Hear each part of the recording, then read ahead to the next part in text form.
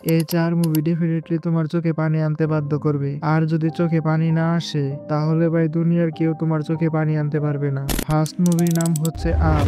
এই মুভির স্টার্টিং 10 মিনিটই যথেষ্ট তোমার চোখে পানি আনার জন্য। জানলে অবাক হবেন, স্টার্টিং 10 মিনিটে এই মুভিতে কোনো ডায়লগই নেই, তাও তোমার চোখে পানি আনতে পারে। সেকেন্ড মুভির নাম হচ্ছে দ্য গ্রিন মিল।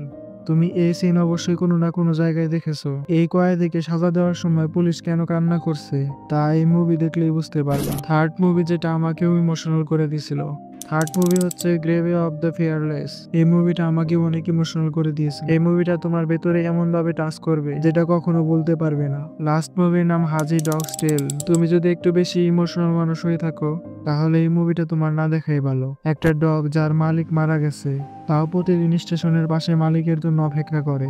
এই মুভি যখন তুমি দেখবে তখন তুমি বুঝতেই পারবে না কখন তোমার চোখ দিয়ে পানি চলে আসছে। আর হ্যাঁ, এই সবগুলা মুভির লিঙ্ক বায়োতে দেওয়া আছে।